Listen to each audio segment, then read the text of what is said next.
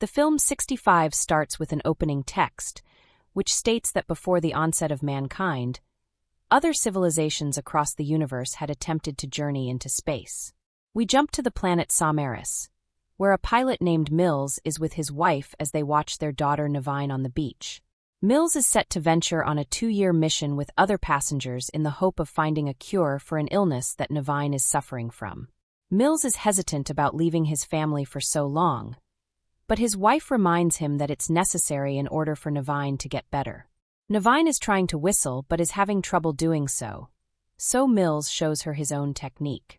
With sadness in her eyes, Navine tells her father that she knows he is leaving to find a cure for her.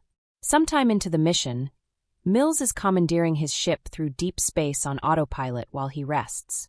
The ship comes across an asteroid belt as Mills gets woken up from the impact. The ship is hit with chunks of smaller asteroids, causing severe damage to the ship and sending it hurtling towards an unknown planet. The cryochamber gets completely blown away, killing the remaining passengers as they get thrown from the ship. Mills sends an emergency distress signal before his ship hard crashes in a swamp. Mills wakes up in severe pain as he notices a shrapnel has pierced him. He pulls it out and patches himself up before he suits up and prepares to exit the ship with a gun in hand to explore the unknown environment. He discovers the bodies of his fellow crewmates lying around the crash site. He soon discovers that the air on the planet is breathable. Mills goes inside the ship to send another distress call. At first, he calls for help and evacuation, but he soon reconsiders and deletes the message.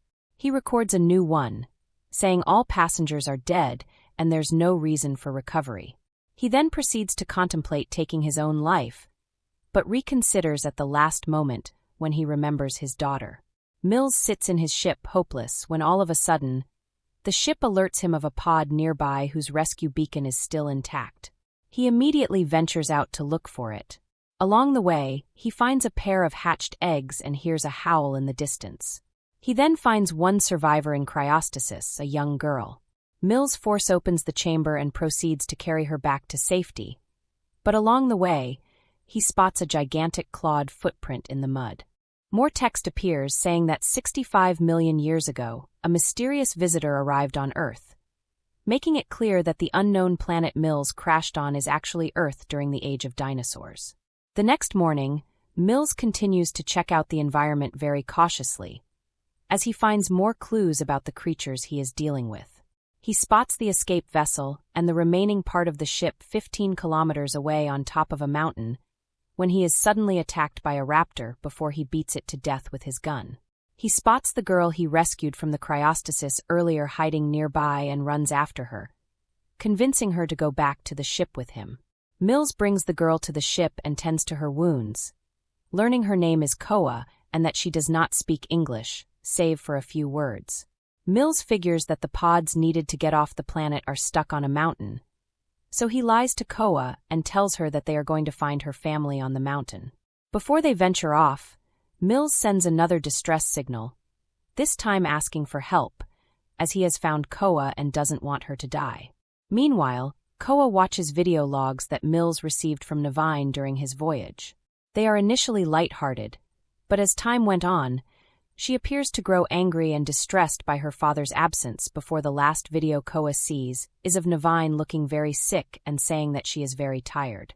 Mills turns the video off, and they set off on their journey to the top of the mountain. On their trek there, Koa sees a small dinosaur stuck in mud. Mills reluctantly helps her pull the dino out, but moments later, a pack of small predators come out and fatally maul the little dinosaur, causing Koa to cry out. Mills reprimands her and tells her that this type of behavior will get them both killed. They continue on their journey, when Mills loses the signal to the escape vessel and has to climb a tree to get new readings on their direction. He does so, but the branch he is on suddenly breaks, and he falls down, dislocating his arm. The noise is heard by a nearby Nothosaurus pack, which slowly starts to approach the duo. Mills gets Koa to help him relocate his arm, and he starts battling the predators while Koa runs away to safety on a nearby beach. Unfortunately, the beach soon gets swarmed with Tsungaripterus, and while trying to get away, She gets cornered by a few Nothosaurus who attack the rest of the flying reptiles on the beach and slowly start to approach Koa. She gets saved by Mills, who comes running, guns blazing, from the forest. As they take a breather from their ordeal, Mills and Koa begin to slowly bond. He starts to loosen up and act playful with her. He shows her how to whistle like how he tried to teach Navine, and even carries her on his back as they walk further. When it gets dark, the duo takes shelter in a cave, and Mills sets up security monitors to alert them if anything approaches. Koa pulls out a video log from Navine that she took, which Mills is upset about at first, but he then plays it, although he is too distraught to look at it. We see Mills' memory, where we learn that Navine has died peacefully in her sleep, with her mother by her side. Later in the night, it starts raining, and the security monitors start beeping. As Koa is sleeping, a parasitic creature goes into her mouth. Mills manages to kill the parasite and save Koa, but the monitors continue to beep, and soon after, a large dinosaur appears and attempts to attack them.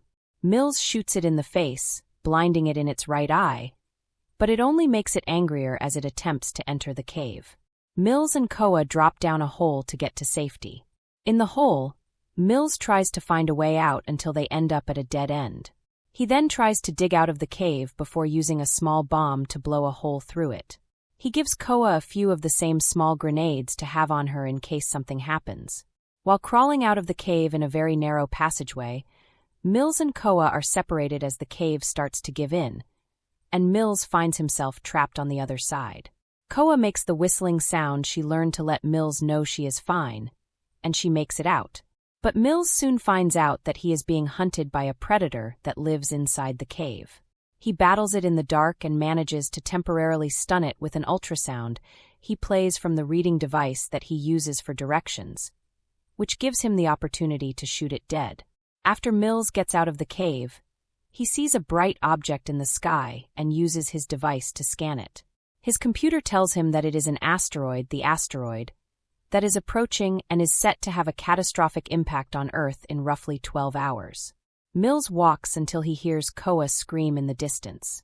He runs toward her direction but falls into some quicksand. Meanwhile, Koa narrowly avoids getting eaten by a raptor and manages to trap it in a log and blow it up with a few of the small bombs that Mills gave her earlier. Mills calls out for Koa as he ends up sinking completely.